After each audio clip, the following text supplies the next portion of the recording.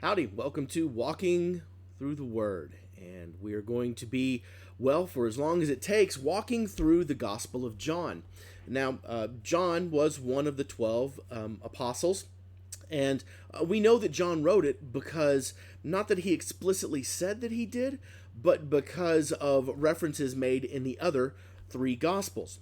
Now, John is very different from those what we call synoptic gospels. Now, they're called synoptic gospels because they kind of all had similar sources, it looks like, and they might have even, depending on which order you believed of one of those three being written, they may have even used one of those as a source. Like Luke might have used Mark, or Mark might have used Matthew, those kind of things.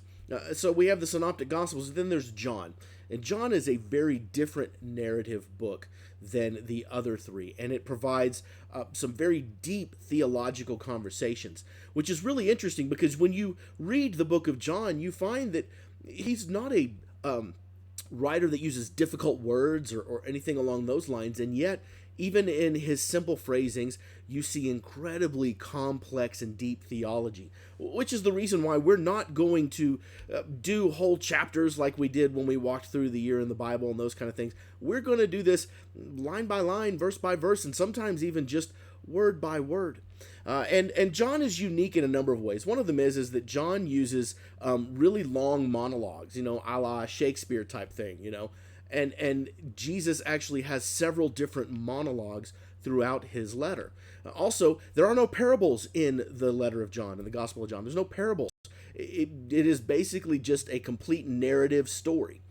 But John starts off with these incredibly complex ideas, and we're really honestly today, we're just going to get through maybe the first sentence. In the beginning was the Word. Now, there's a couple of things that are very important about this. First of all, when John says the beginning, well, what is he talking about? The beginning of what? Well, you can't help but notice that when you see the words in the beginning, it harkens back to another in the beginning at Genesis chapter 1. In the beginning, God created. So we're talking about the beginning of creation here. When John says, in the beginning was the Word. So this Word, whatever it was there in the beginning. So we have a setting that this Word was there, but it wasn't just there at the beginning. It was there prior to the beginning. In the beginning, the Word was already there. Now, who is this Word? What is this Word? How is this Word? Why is this Word? Now, when most of us read this and we see word, we think of literature, we think of books. But this word is something very different. As a matter of fact, the Jewish readers to John's letter would have probably hearkened back to what we now know as Psalm 33, when it says, by the word of the Lord the heavens were made, and all the host of them by the breath of his mouth. This is pretty incredible, which, by the way, that reminds me, I'm going to be using several different translations. I'll use the ESV sometimes I'll use the NIV.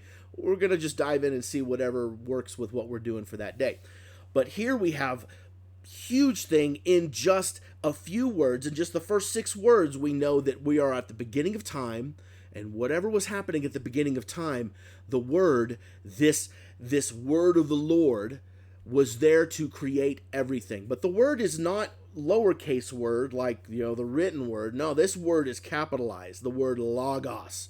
So whatever this logos is was there at the beginning and was there before the beginning. As a matter of fact, the next phrase says the word was with God. Now that doesn't just mean that this word, this logos, was standing next to God, was present. It's like saying, hey, were you there when you saw this event? Yeah, I was totally there. That doesn't mean you were in the event. You might have been just a witness. But this is far more than a witness. When it says with, it means this word, this logos, was with one mind of God, was a part of what happened, was involved in it, was inseparable from what God was doing. And the word, here's the shocker, was God. Wait a minute. So we have this word, but somehow the word is with God and is God, yet it's also separate. So even in just this short sentence, John is setting the stage, and he's setting and creating the mystery as to who this word is. Now, spoiler alert, we know this word is Jesus. But John is not just talking about Jesus. John, in just this sentence, has established that this word, whom we know as Jesus, is the Messiah. He is God. Okay, this is not just some lightweight little guy that's saying, hey, I'm here to save. No, no, no. John is making a huge theological statement and talking about that this word is equal to, is God, is a part of God, all of these things in one statement.